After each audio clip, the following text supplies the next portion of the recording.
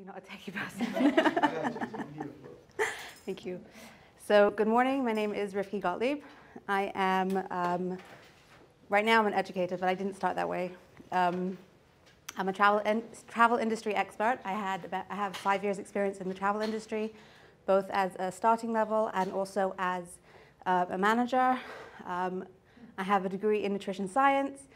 I was never going to be a teacher, ever, for a number of reasons.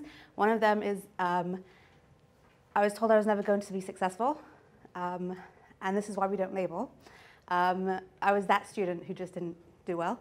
But I did, I helped out a friend by substituting here and there and taught Hebrew schools and online school. And then a family tragedy happened, and I realized that my heart is in the classroom, and it's my happy place. So went into full-time teaching, and 2 years later, I became interim principal, and now I'm long-term principal. Don't know how that happened.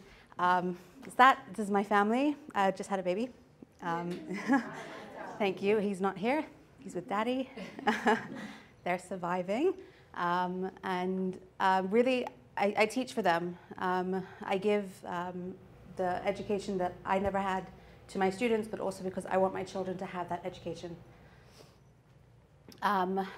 So what this session is about is helping students master a skill or a subject, but one project at a time.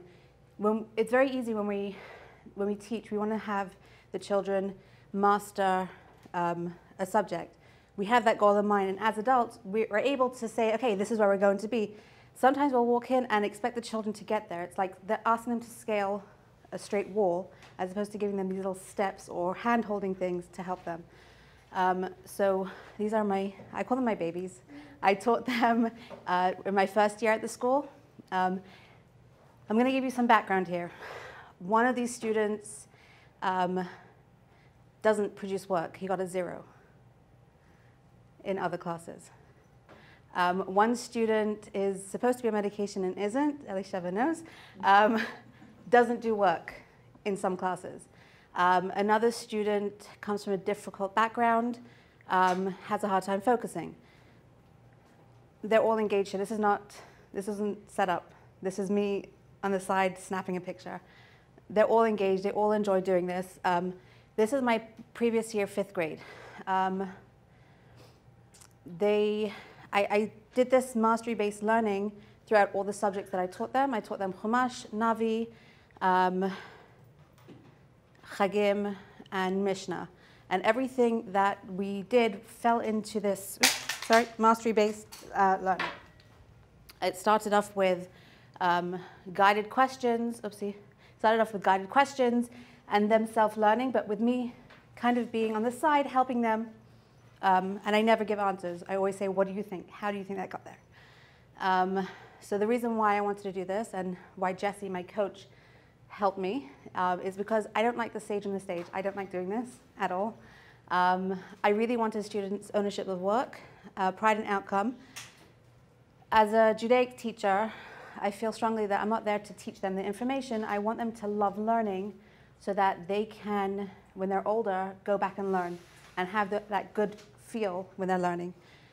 And the goal was to master the learning, how to learn, not necessarily the subject area. How? Let me show you the world. So when I came in, I said, take out a paper and create something on gratitude. And you were confused. Now what I'm going to do is take out a piece of paper, please, and think of something that you are grateful for, and just jot it down. It can be long, it can be short, and I'm going to give you about a minute. I've just given you clear instruction. Very simple. That's all you have to focus on right now. Something that you're grateful for. It can be personal, it could be academic, it could be in your work. And if you want to share, you can share. It's yours.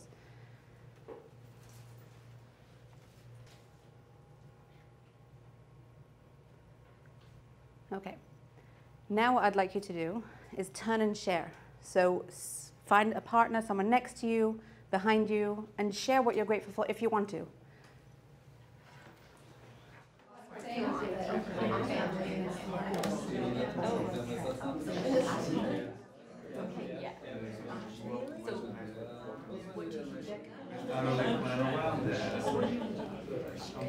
All right, time. Class. Okay, now with what you've shared with each other, I'd like you on your own to be creative in expressing your gratefulness or gratitude. So either write a poem or a haiku or draw a picture or doodle something about your gratitude and what you're feeling. Really short, really quick.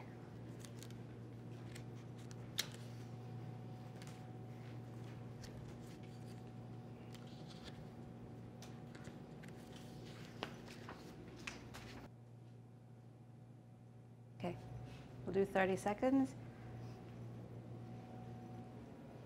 Okay, time. Who would like to share? Elisheva. I happen to know her name. Trying to help you understand. Well, we moved here from Houston a year ago. That's Imagine that. Not to get away from you, I miss you. And the big reason, other than getting away from floods, the big reason why we came here is because we have a lot of family here. And I still don't take it for granted every time that my children get together with grandparents and cousins and aunts and uncles. I still feel super grateful for that, even a year in. So I drew a picture of my house and the whole family standing outside. That's beautiful. Thank you. Would anyone else like to share? Sure. So I wrote, my name's Melanie. Hi, Melanie. I'm from Berman Hebrew Academy. And I wrote, it's kind of hodgepodge, so I wrote family and health, being a Jewish educator, and there was no traffic from Virginia this morning. Amazing. So I wrote a text message between myself and my son. I love that. So is everybody okay? Yeah. How is the dog? Fun. What are your plans today? Hanging out with Jason, his brother. I made that one up. Go to the gym, walk the dog. I'm at a training at JBS. No traffic. Good. Thank you for helping with the dog. I can't believe you're going back to school this weekend. Love you. That's awesome. Thank you. Anyone else? I chose the internet, and then I wrote an Very ode grateful. to the internet as my poem. I said, I remember the times without you when I used outdated encyclopedias and relied on gas stations for directions. Now I just type a few words and all questions are answered. Yeah. Although I'm being tracked. You can say you can speak it. I love it. We're driving, and I say, "Okay, Google, tell me about infant formula that's hypoallergenic." You know, and Yeah. there we go. Or like, I'm I not love exactly sure where I'm going. Like, hey Google, tell me where to go. Very grateful for that. So that's awesome. So that was a really mini hands-on experience on. I first came and asked you to do something, and you were confused, and now I did this in steps. First, write something down. Right. This is very small. We don't have a lot of time for real hands-on, but broken down. These are the steps that, if you want children to be masters at the end of the year, instead of having them scale the wall, you're going to have them take little steps over the course of the year. So I want to actually first give huge credit to my Better Lesson coach, Jessie, who, I don't call her a coach, I call her a facilitator and a cheerleader, because it's always, I think we matched really well, because just like I don't tell my students the answers, I always say, what do you think? How do you think that's going to happen? That was her approach as well. How do you think that will look like? Why don't you try it and come back to me? That progression. So step one is always the first, the most important step, like a foundation, is backwards planning. What is your end goal? What do you want these students to master by whatever it is, end of semester, end of the month, end of the year? Then where do you want to start? First of all, you have to take baby steps. You cannot expect them to take a leap. It has to be very small and very innovative. So if it's going to be a STEM activity, well, give them a science, for example, in science, you're going to give them a science experiment, and you're going to give out the steps, how to do it and some questions to answer. And then from there, base the major project on something like that. You're going to create rubrics and overviews.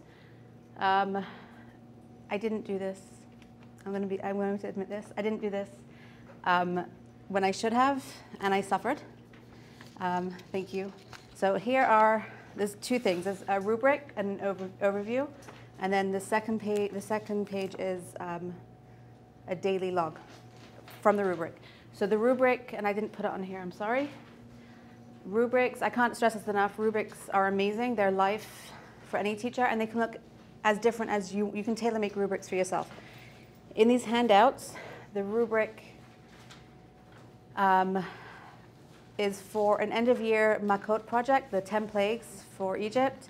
On the first page you'll see an overview. This is the project requirements, this is the information. And I wanted them to do, originally I wanted them to do a PowerPoint presentation, but we didn't have use of the computer lab. So we tried doing a non-computerized PowerPoint presentation. So they did it on paper, and it was really cool. So on the front page you have the overview, and on the back is going to be the actual rubric of each of the expectations. So the area of presentation, format, content for each plague, and then work and good use of time. I'll get to that in a second. At the top, where it says below expectation, approaching, on target, and above expectation, that was really helpful to the students because they were able to say, okay, I want to be on target. My goal is to be on target. They were able to self-regulate and say, okay, this is what I need to do. If I want to go above and beyond, then I'm going to work on helping a friend or being more creative. If I feel like, I don't want to, well, I'm just going to write the name of the plague or not. So that was really their choice in how they were doing it. Now, the work ethic is what segues into the second page. The second page is a daily log, and this was, again, Jesse's idea, because when you give a big project to students and it takes a week or 2 weeks or 3 weeks, they think they're doing great. They think they're doing awesome, and then what? I got a 5 on my behavior. They have to take a more personalized ownership of their behavior each day, and this way they were able to see, okay, that's why I got this grade. So each day they would write the date and then circle which applied to them, and then write a comment of why. Did they have breakfast that morning? Are they struggling with something? And this also led to really good interaction between myself and the students, and then they would have to bring it to me to sign, and we would discuss it really quick. We kept it together, and then at the end of the project, they had a stack of this together with this, and they were able to say, okay, this makes sense. I got an on target for ethics and behavior because, look, it's all on target. I did really well, averaged out. So this gave really good, clear focus, and these are yours to keep if you would like. And then the final step is watching magic happen. So again, with 5th grade, what I did was we started the year with some really hands-on projects, really small, really short, and we built up. At the end of Sefer Bereshit, when Yaakov gives blessings to his children, I wanted to do it in a fun way because it can be really boring. So I split the children into groups, and they had to actually research what the blessings were, and then they created a collage. Now, it's really boring to hear me the whole time, so I brought in a friend who does collages, and she taught them how to collage. I made it innovative, I made it fun. That's the middle picture there. Somehow, those are the blessings that Yaakov gave to his sons. They made a collage out of all the blessings together. Over there, the right picture was a science experiment between matzah and chametz, the actual scientific difference between water by itself, and you put a balloon over the bottle. Now, the first year I did this, it was actually with Elisheva's children. I just showed them. And it was great, and it was fun, and we took pictures, and we stuck it into their Haggadah, and they learned. This past year, I didn't touch it. I gave them the material, I gave them papers. This is the science experiment. Write what you're seeing, and that actually went to their Haggadahs, and they actually took ownership that we have someone smiling. Something else was really, really cool that I love, my students loved as well, was hashtag summaries. I don't know if you know this.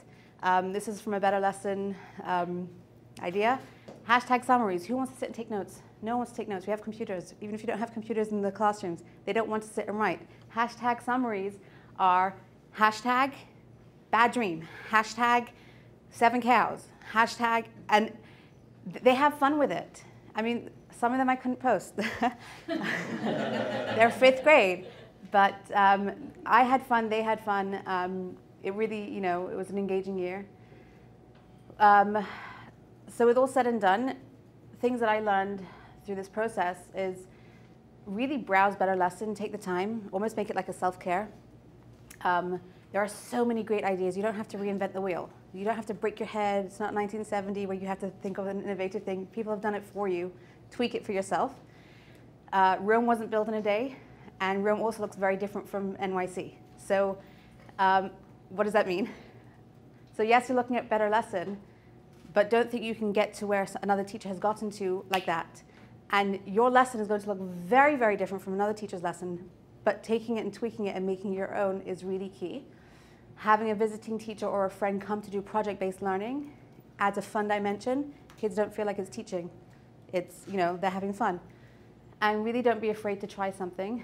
My previous principal was very key in telling me this. I love failure, he said. It's the best foundation for success, because from there you build. How can you take this on? So if you haven't already, if you don't do rubrics, explore different styles. There are many. Don't be afraid to try something, and if it doesn't go as planned, try it again. Modify it. Modify it again. Children are really adaptable, but don't change things in the middle of a project. Doesn't work. Finish the project, try something new with another project. And always backwards planning. That's, as a principal now, I tell my teachers, I give them pacing guides, and they're like, where do we start? And I said, where do you want them to be at the end of the year? Oh, yeah, that makes sense. Backwards. And I'm happy to help. I'll open up for question and answers. My email address is here. I have a handle on Instagram. I'm very proud of it. Does anyone have any questions? If I can help. What would you say was, with this approach, was the biggest failure? Like, where did you get that? So with differentiation, when you think of differentiation, you kind of panic. I panic. How do you differentiate? I've got 16 kids and 20 different levels, depending on the day. How do I differentiate this big project for children who have no background in Judaics, or children who are super readers and can do it in a day? How do I differentiate for them? And I failed. I failed until I got to the major project when doing the steps over a year really helped me in this final project, because I had learned all the lessons and I was able to tailor make this project for this group. I'm not going to be able to use this again in another year. As it is, I have to change it. So my biggest failure was differentiation at the beginning of the year. I didn't know how to do it. And slowly this was a learning experience to be able to say, okay, I've got children who can and children who can't. How do I service them? You did a series of smaller projects and then took from that, Correct. What works, what doesn't, and then did the bigger project. Correct. Any other questions? Yeah. If you're introducing any lessons to students, how would you give different instructions to students who are at different levels? If it's any chapter, any unit you're starting, project, we can do that, but if it's, you're giving instructions, so in that case, how would you? I don't instruct. I don't do this. Okay. I do a lot of center-based learning, but when it comes to a general topic, I will, like an introduction, for example. I do have to teach. I'm not, I'm not paid to just sit on the side and let them do the work by themselves. That'd be nice. I introduce the topic in a level that everyone can understand. This is the topic. Everyone can understand the topic. Producing the work on their level is where differentiation starts. So everyone can understand the story, and everyone can understand this is I'm really not a science person or a math person, but everyone can understand what the topic is how they're getting there, and the outcome from learning is what's going to be different. That's what differentiation is to me. Does that answer your question? Okay. Yeah. Are there skills on this rubric that you will work on at a higher level later in the school year, such that the students will be familiar with the words in this rubric? Or year over year, month over month? So this was the final project. How's the final? This is the final project, but the wording in there is things that we worked on throughout the year. So and I also went over, I spent the first 80 minutes where I gave this project, they didn't do any work. I didn't do any work. I sat there, went over the project. It's really helpful if you have a project to have a sample so they know what the goal is, and then they can do their own version of it. But going over and answering questions, if a child doesn't understand, what do you mean good ethics? Well, let me explain to you. Good ethics is when you're going to sit and do your work and not disturb others. And and it also opens up to conversation as well, which is great. Thank you. Any other questions? Awesome. Well, I think I finished ahead of time. I'm quick, so yeah. Sorry to put you on the spot. It's Do you want to tell me about Genius Hour? It was one of my favorite kids. My twins are in cause and they love this. And I think it's So Genius Hour, which I'm famous for at Barron Academy in Houston for, but it's actually Jessie Anderson, my coach. That was her thing, and she transferred it to us. Genius Hour is giving a block of time. It could be an hour, it could be 30 minutes, a set time. So every week or once a month, where children become geniuses in a specific subject. It could be that you give them free reign and say, you want to do science, you want to do math, you want to do English, you want to do Judaics, have at it. Produce something at the end of the year. Or it can be, I want, as a teacher, because I'm very type A, I like to have control, I would like you to be geniuses in this area. So for me, it was general knowledge in Judaics. Giving them the time and their way to learn it and testing them. So at the beginning of the year, I gave all the students a folder with general knowledge information, and they would have to memorize it, whether it was playing a game with each other or just literally memorizing it, and I would test them. And every week, we had about 30 to 40 minutes where we did learning that way.